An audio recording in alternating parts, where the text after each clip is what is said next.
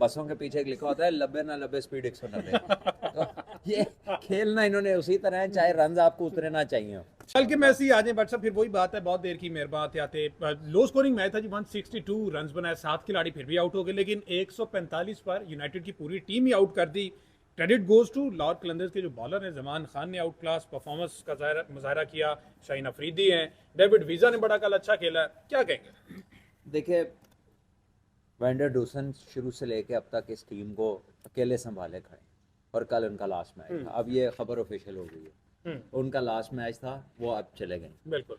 Now what next, क्योंकि ये अभी भी ये 64 रन निकाल दीजिए यहाँ से, और डेविड वीज के 24 जो 11 गेंदों में उन्होंने आखिर में इसको फिनिश किया इस इनिंग को, आई थिंक। और उसके अलावा शाहीन ऊपर आके उन्होंने वो 30 रन की इनिंग खेली, और उन्होंने अपना चार्ज किया वहाँ पर, उस को एक पार्टनरशिप को लिफ्ट दी रन रेट को। लेकिन बैटिंग की तरफ से तो लाहौर कलंदर जो है वो परेशानियां उनकी वैसे ही हैं जैसी चली आ रही हैं इसमें। और टेंशन सबसे ज़्यादा हो रही है वर्ल्ड कप के और आगे आने वाली सीरीज़ के हवाले से, कि ये फ़खर जमान जो है ना, सबसे मोस्ट इम्पॉर्टेंट प्लेयर जो कि पाकिस्तान टीम में T20 में कह लें कि बाबर और रिजवान के अलावा ये एक ऐसा प्लेयर है जो टीम को अकेला मैच को शिफ्ट कर सकता है, अकेला विनिंग पोजीशन में ले जा सकता है।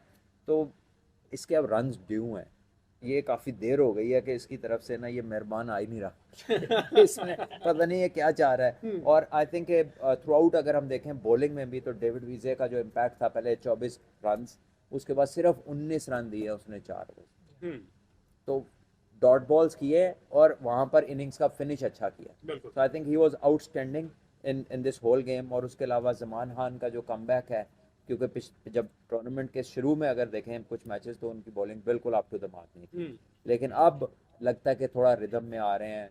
आप जो यॉर्कर भी रेगुलरली लग रहे हैं, बल्कि कल तो फुल टॉस पे भी उन्होंने बोल्ड किया। तो जब अच्छा टाइम शुरू होता है ना, तो फिर इस तरह के बॉलों पे भी बंदा विकेट लेता है। तो बाकी है कि आई think it was a very confidence boosting performance for them. Shaheen had a good match, batting भी अच्छी की, 2 आउट भी किए, रन भी को बहुत ज़्यादा नहीं दिए ओवरऑल। और Islamabad United again top order complete कह लें कि वो फेल हुआ कल।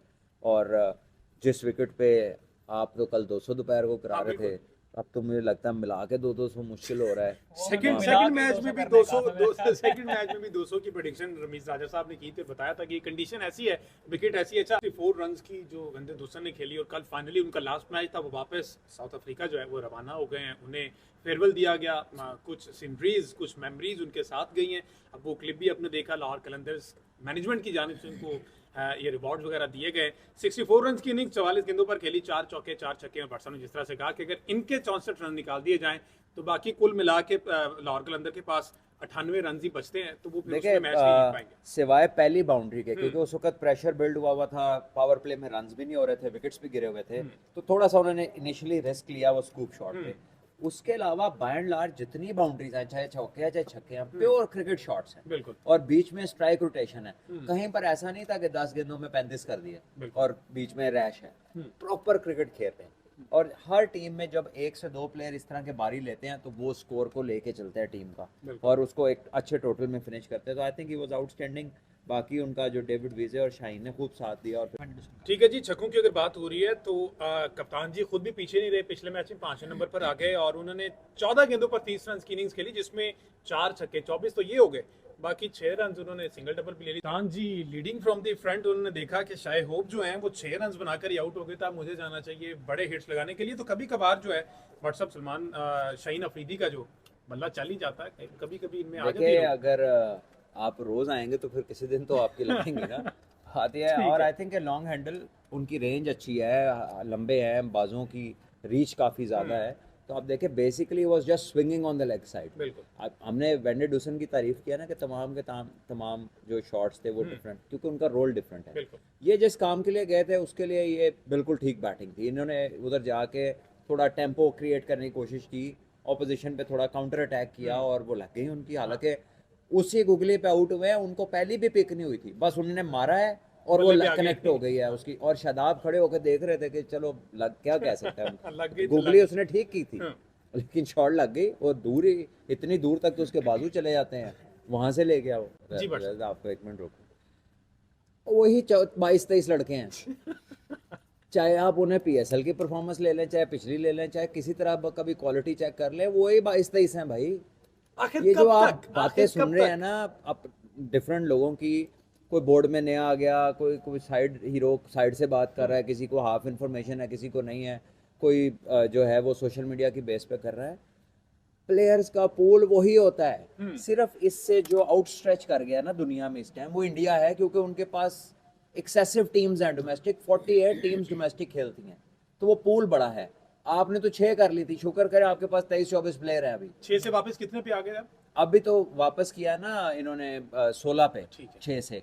तो अभी तो 3 साल बाद जब टीम में आई हैं तो ऐसा लग रहा है कि वो किसी नए काम में आ गई, क्योंकि जनरेशनल गैप आ गया ना। 3 सालों में लड़के छोड़ जाते हैं जो 20s में होते हैं, 30s में होते हैं, तो उनको जब टीनेजर्स रिप्लेस करते हैं तो आने में, एक्सपीरियंस्ड होने में, पिकअप करने में वक्त लगता है। तो ये जनरेशन का गैप जो हमें मिला है पिछले कुछ अरसे में, ये ऐसा तोहफा है कि इसको भुगतते भुगतते ठीक करते आपको 2-3 साल 4 साल लग जाएंगे उनको एट पार आते आते।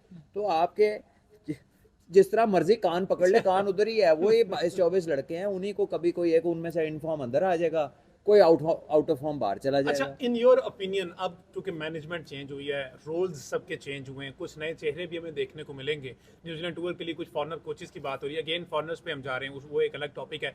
क्या समझते हैं कितना टाइम लग सकता है? लोग ब्रेकिंग चला रहे हैं, कल से ट्वीटें कर रहे हैं, कोई कह रहा है इससे बात हो गई, कोई कह रहा है उससे बात हो गई, कोई कह रहा है फलां से बात हो गई। जितना पाकिस्तान ऑस्ट्रेलिया से इम्प्रेस है ना, मुझे नहीं लगता कि सिवाय वॉटसन के किसी से बात हुई होगी, अगर हुई है, ठीक है। लेकिन वॉटसन को ये लाते हैं, आई थिंक कि ये क्रेजी अमाउंट वो इनसे मांगेंगे, क्रेजी अमाउंट। अच्छा, यस, बिकॉज ही नोज कि ऑल्दो कि उसका कोई बड़ा एक्सपीरियंस नहीं है कोचिंग में, बट ही नोज कि इधर कोई आने को तैयार नहीं है। अच्छा।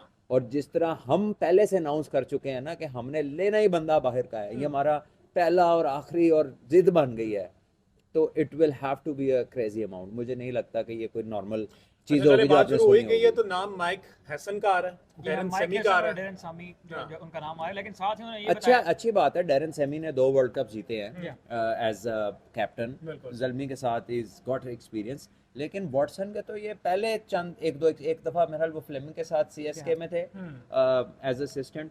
Fleming by the way is one of the top people, लेकिन वो पहले आईपीएल से आज तक वो सीएसके के साथ हैं, प्लेयर शुरू हुए थे और कई सालों से कोच अच्छा। हैं, और वो उसके अलावा कहीं करते नहीं। और जिन कोचेस के पास लीग्स हैं 2-3 साल में, वो कभी भी नहीं करेंगे हमारा काम most of the time, because के उनको इनफ पैसे भी मिलते हैं और फैमिली टाइम भी मिलता है। लेकिन अगर किसी ओवरसीज के बंदे को पाकिस्तान टीम के साथ रहना है तो समझ ले उसने 10 माह इन्हीं के साथ रहना है। तो वो, और जिस तरह हमारे मामलात चलते हैं, प्रॉमिस तो जो भी आता है वो कॉन्ट्रैक्ट तो 2 साल का ही करता है, लेकिन कोई कॉन्ट्रैक्ट 2 साल चला है तो आई थिंक ये चीज़ है जो लोगों को बैक फुट पे करती है, and I do not know how much stable now it will be. चलें, ये तो 1-2 रोज में आगे आने वालों में पता चल जाएगा कि कौन होता है, क्योंकि मेरे ख्याल 18 अप्रैल से आगाज हो रहा है न्यूजीलैंड सीरीज का। न्यूजीलैंड पाकिस्तान आ रहा है, न्यूजीलैंड गेम 14 अप्रैल को पाकिस्तान आएगी, 18 अप्रैल से लेकर 28 अप्रैल तक 5 मैचेस खेले जाएंगे। ठीक है, बैक टू दी टॉपिक जी, जो पीएसएल का हमारा है, रुमान रईस की हम बात कर रहे हैं। फिर से 3 ओवर किए, 19 रन दिए हैं। अगेन वही बात है कि टैलेंट तो है ही है, टैलेंट के साथ साथ दिमाग का इस्तेमाल करते हैं, जो वेरिएशन यूज करते हैं। अगर ओवरऑल विकेट्स हम देखें, 7 खिलाड़ी जिस तरह से लाहौर कलंदर के आउट हुए, क्या रेट करेंगे जी इस्लामाबाद की बॉलिंग को कल के लिए? WhatsApp I think bowling effort अगर बाय एंड लार्ज देखी जाए इस्लामाबाद की, तो वो कोई इतनी बुरी नहीं थी, लेकिन जो बैटिंग थी बेसिकली तो 162 इन एनी केस रन्स बनने चाहिए। हाँ। कोई ऐसी चीज़ नहीं थी पिच में कि जिसमें ये रन्स ना बन सके, और फिर मन चाही टॉस जीत के बाद में बैटिंग की हो, और जिन जो चेस पे रिलाय करते हों, उन्हीं की होम ग्राउंड हो, ज़्यादातर प्लेयर्स उधर ही खेलने वाले हों, तो 160 is no target. I think it was a poor effort, और आई थिंक कई दफ़ा इस्लामाबाद को देख के हम सबको ये फील आती है कि इनको बहुत ज़्यादा जल्दी है, यानी कि रन रेट थोड़ा भी चाहिए हो तो वो बसों के पीछे एक लिखा होता है 90 ना 90 स्पीड 190। तो ये खेलना इन्होंने उसी तरह है, चाहे रन आपको उतरे ना चाहिए हो।